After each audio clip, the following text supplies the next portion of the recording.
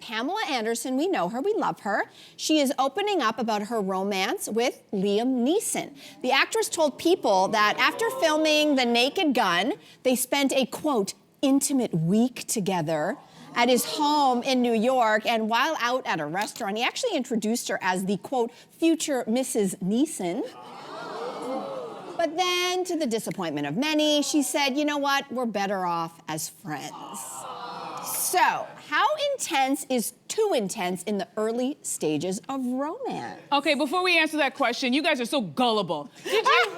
I'm sorry, I want to go on record by saying I never believed in this couple, and I'll tell you why. Usually when there's a celebrity couple that starts a romance on set, we hear about it while they're filming whatever project they're on. There was no whispers of anything going on set. You know when it started? When they needed to market their movie. And we've seen this before. Sydney Sweeney and Glenn Powell, they did the same thing, the are they, aren't they, and they were always on the red carpet all over each other, and then as soon as the marketing's done, guess what? The romance just fizzles, and that's exactly what happened here. So I just need to say that, I never bought it. I see the two of you, you're actors, and you're very good, but you didn't get me. You didn't get me. But then what would be the motivation now to tell this story? This is what I guess I'm People are gullible. asking. People are asking. I'm gullible then, because I bought it and I was very excited by it. I think particularly because it's Pamela Anderson, and she, like, you watch her documentary, she loves love. This is her, that I believe that it is genuine, and that's maybe why we didn't hear about it while they were on set, was because it was like only kindling. I fully believe that they got together for 2 weeks, we're gonna marry each other, and then threw it out the window.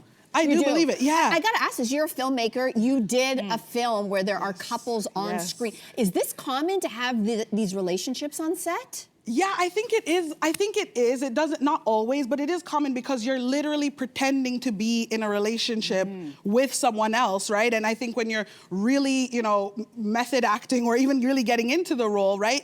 It starts to develop those real feelings, especially if the person is, right, a person you like, right, and are attracted to, and that kind of thing. Like hot? That'd be a nice hookup. I was gonna say that because if I was in Hollywood, I would be worse than Elizabeth Taylor. I would be married 25 times. Really? You know why?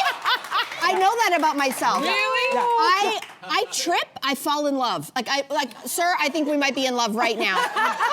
Because it's a great toque. It's a great toque. My point is, when you're on set, to your point, if you're single, and Liam and Pamela, they're both single, hot, He's hot? Well, whatever, he was.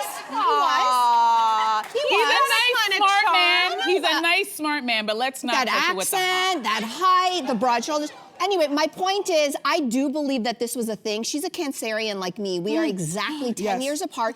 I don't know if you know about us Cancerians. We love a lot. So I do believe that, you know what, and they're both single. Yeah. They're getting it on for a hot week and they move on. That would be me every day in Hollywood. Exactly. And I love that they're older. I love that they're older and this swing is happening, right? There's something that I love that I feel like as I get older, I know I'm not old yet or whatever, but it becomes harder and harder to maintain a passion for something, right? Or to throw caution to the wind. Or get horny. Or get horny, exactly. And I think it's totally fine to Can I want ask you a favor? If you ever work on a project and it's starring Jesse Williams and he needs a romantic lead, just keep me in mind. Yes. That's all I'm asking. It's easier when it's performer to performer. Because if you're me and I'm the director on set, no, I had to fire my last crush. I couldn't do it. It was like, you're the boss. That sounds like there's a story there. No, we can't tell it today, though. Oh, my goodness. Next time. Well, I'll just say that, we don't know what happened here, why this was this very intense thing where he was referring to her as the future Mrs. Liam Neeson. That's kind of intense. If someone introduced me as a future, well, I don't know if it's love bombing or what, but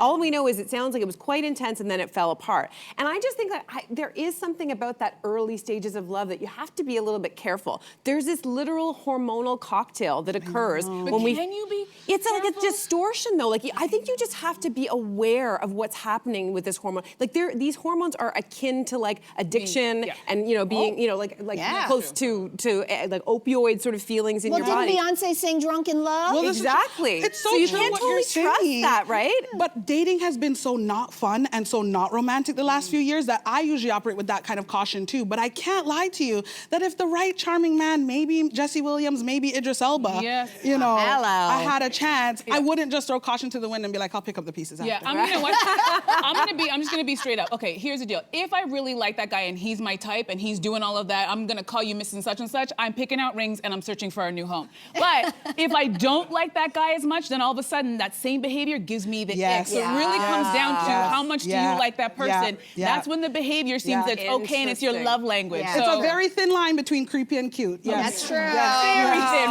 razor thin, razor thin.